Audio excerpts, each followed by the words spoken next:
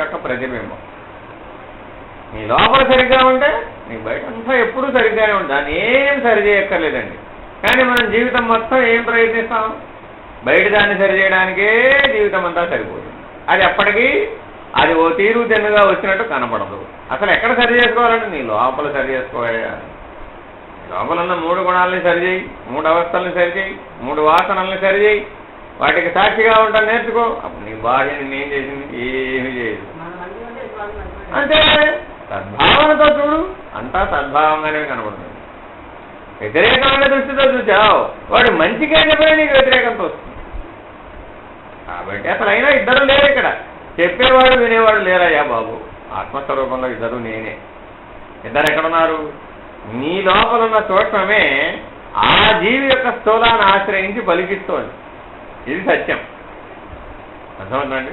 నేను మొదట్లో కూడా చెప్పాను మీరందరూ ఇప్పుడు నేను మాట్లాడుతున్నాను, మీరు వింటున్నారని మీ అభిప్రాయం, అంతే కదండి. ఎంతో దూరం నుంచి మీరు హైదరాబాద్ నుంచి ఎందుకు వచ్చారు, నేనేదో చెప్తాను మీరు వింటారని, అంతేనండి. కానీ నా యందు పలుకుతున్నది నీ ప్రజ్ఞ. ఈ శరీరాన్ని ఆశ్రయించి పలుకుతున్నది ఎవరయ్యా? నీ అంతరాత్మే. నీ అంతరాత్మ, నీ సూక్ష్మం నా యందు చేరి దీన్ని పనిముట్టుగా వాడుకుని నీకే వినిపిస్తోంది. ఈ జ్ఞానం, ఇప్పుడు నేను చెబుతున్న జ్ఞానం నాదనే నీ అభిప్రాయం, అంతేనా కాదా? నా లోపల ఉన్న జ్ఞానమైనా నీ లోపల ఉన్న జ్ఞానమైనా రెండు ఒకటే. నీ జ్ఞానమే ఈ శరీరాన్ని ఉపాధిని పనిముట్టుగా ఉపయోగించుకుని నీకే వినిపిస్తుంది. అదేగా చిక్కు, అదేగా సమస్య. అక్కడ తెలుసుకోలేకపోవడానికి కారణం నీ దృష్టి భేదం. నువ్వు 3 గుణాలని 3 వాసనల్ని ఇంద్రియాలనే పట్టించుకుంటూ జీవిస్తున్నావు కాబట్టి అది కనపట్టలేదు. అదే సత్యమేమిటి? ఇప్పుడు నేను నీకు సంబంధించి ఇప్పుడు మీ అందరి జీవితాలు నాకేమైనా తెలుసా? ఈ 40-50 ఏళ్ళు మీరు అంతా ఏం చేశారో నాకేం తెలియదు కదా. కానీ నేను మాట్లాడుతున్నప్పుడు ఎలా మాట్లాడుతున్నాను? మీ జీవితాలన్నీ నాకు బాగా తెలిసినట్టే మాట్లాడుతున్నాను. మీ జీవితాలకు సంబంధించిన ఉపమానాలనే చెబుతూ ఉంటాను. మీకు సరిపడే ఉపమానాలే వస్తూ ఉంటాయి. మీకు ఏం చెబితే మీకు అది కరెక్ట్గా తెలుస్తుందో ఆ ఆధారంలోనే మాట్లాడుతూ ఉంటుంది. ఇప్పుడు నేను ఎలా, నాకు ఎవరన్నా ట్రైనింగ్ ఇచ్చారా? ఎక్కడన్నా తయారయ్యానా? ఏదైనా పుస్తకంలో చదువుకొచ్చానా? ఏం లేదు కదా.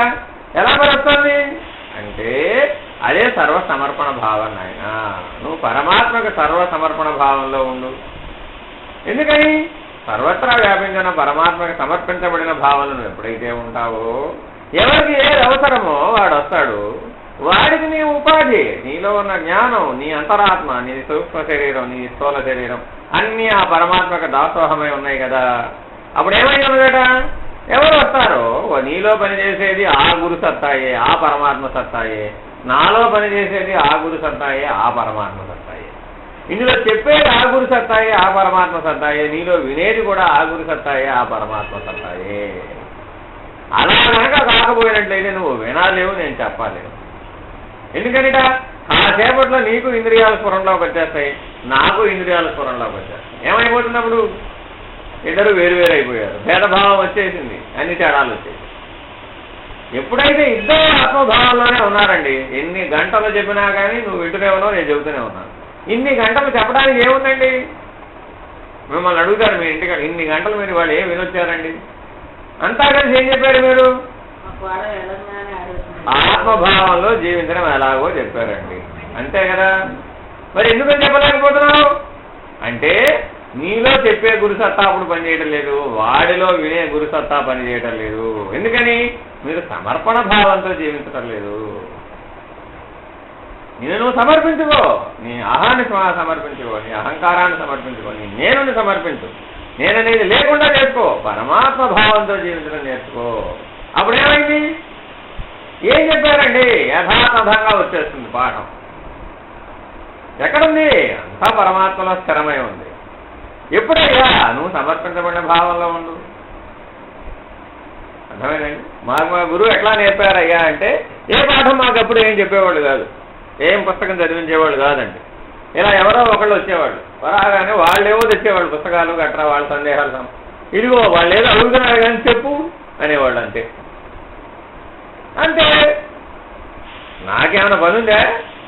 వాళ్ళు ఏం అడుగుతారు? నాకేం ప్రశ్నలు లేవు. అడిగేది ఎవరిని? గురువు గారిని. చెప్పారెవరు?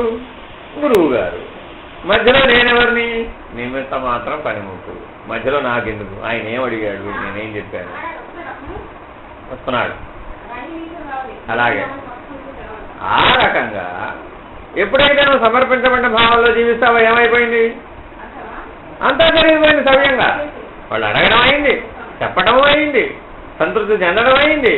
అందరూ నమస్కారాలు పెట్టుకున్నారు, వెళ్ళిపోయారు. ఇప్పుడు ఎవరికి పెట్టారు నమస్కారాలు? అందుకని నువ్వు నమస్కారాలు మన సిద్ధాంతంలో ఎక్కడా పాద నమస్కారాలు కానీ ఏమీ లేవు. ఎందుకని? ఈ లోపల పనిచేసేది ఆ అంతరాత్మే, నాలో పనిచేసేది ఆ అంతరాత్మ. నువ్వు నేను పరమాత్మ అయింది ఒక తీరుగానే ఉన్నావు, వేరుగా ఎక్కడ ఉన్నావు. కాబట్టి కలిసి జీవించు. కలిసి జీవిస్తే ఏమైనప్పుడు నావే నువ్వు జీవించే ప్రయత్నం చేస్తావు. అప్పుడు సహజంగా ఉద్ధరించబడిపోతావు. సహజంగా నీకు సమర్పించబడినటువంటి జీవితం వచ్చేస్తుంది. అప్పుడేమవుతావు? నీ అహాన్ని కోల్పోయావు, నీ అహాన్ని రద్దు చేసేస్తున్నావు, నీ అహం లేకుండా జీవించే. అప్పుడేమయ్యావు? సహజంగానే ఆత్మానుభవంలో ఉన్నావు. అప్పుడు అదేగా ఎవరు చెప్పినా, ఎన్ని వేదాలు చెప్పినా, ఎన్ని శాస్త్రాలు చెప్పినా, ఎన్ని సారాంశాలు, ఎన్ని ఉపనిషత్తులు చదివినా అట్లాంటి జీవితం కోసమేగా. మరి జీవితం కోసం ప్రయత్నించాలి కానీ శాస్త్రం కోసం ప్రయత్నించకూడదు. ఎప్పుడూ కూడా జీవితం కోసం ప్రయత్నిస్తే సాధ్యమవుతుంది, శాస్త్రం నేర్చుకోవడానికి ప్రయత్నిస్తే అది రాదు. ఎందుకని? ఏదో రకరకాల భాషా జ్ఞానం, వ్యాకరణ సూత్రాలు చాలా కావాలి. ఇప్పుడు ఆ సంస్కృత జ్ఞానం, భాష అంతా నేర్చుకో. ఎప్పటికయ్యే నీ ప్రయత్నం, అవునా కదా? 50 ఏళ్ళు 60 ఏళ్ల వయసులో ఇప్పుడు మొదలెడితే ప్రయత్నం ఎప్పటికవుతుంది? కాబట్టి శాస్త్రం నేర్చుకోవడానికి రావడం లేదు, నువ్వు జీవితాన్ని ఎట్లా మార్పు చేసుకోవాలో నేర్చుకోవడానికి వస్తున్నావు. సమర్పించబడినటువంటి పరమాత్మకి సమర్పించబడినటువంటి సర్వ సమర్పణ విధేయతతో కూడిన జీవితాన్ని. ఇప్పటివరకు విధేయత లేదు మన దగ్గర. అంతా ఎంతసేపు తలెగరేయటమే, ప్రతి చోట తలెగరేయటమే. అహం, నేను నేను తలెగరేయటమే. అందువల్ల పరమాత్మ భావాన్ని కోల్పోయావు. గొప్ప మూల్యాన్ని చెల్లించుకున్నావు, తీవ్రంగా నష్టపోయావు. తెలుసుకోవటం లేదు. ఏదో సాధించాను, ఏదో సంపాదించాను అనుకుంటున్నావేమో, మొత్తం నష్టపోయావయ్యా బాబు. అర్థమైందండి? అందుకే పరమాత్ముడు ఏం చెబుతున్నాడు? మొత్తం ఇచ్చుట ఎందుకొరకయ్యా? శాంతం పొందుట కొరకే. సర్వము సమర్పించుకున్నటకు ఎందుకయ్యా? సర్వము పొందుటకే.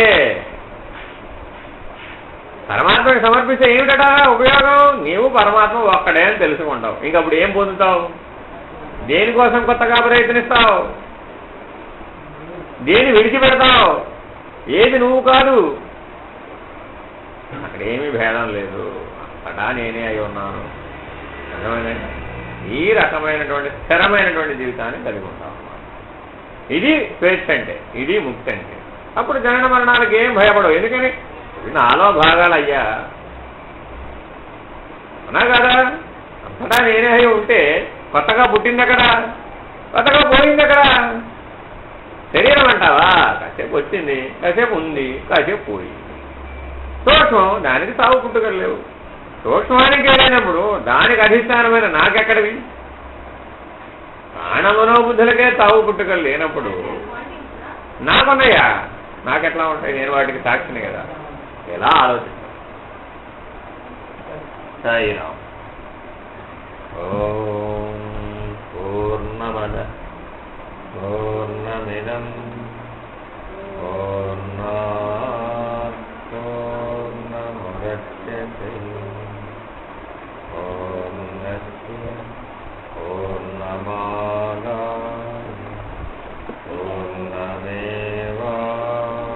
పూర్ణమేవావశిష్యతే.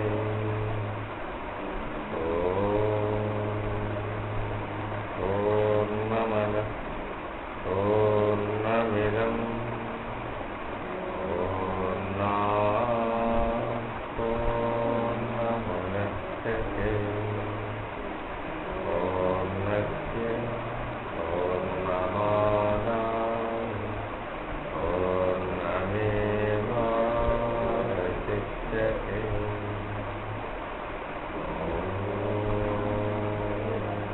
పూర్ణమద పూర్ణమిదం పూర్ణాత్ పూర్ణముదచ్యతే పూర్ణస్య పూర్ణమాదాయ పూర్ణమేవావశిష్యతే.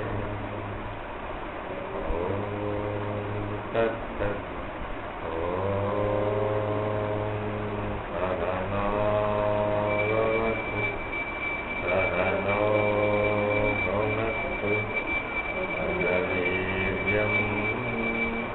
हवावहै तेजस्विनावधीतमस्तु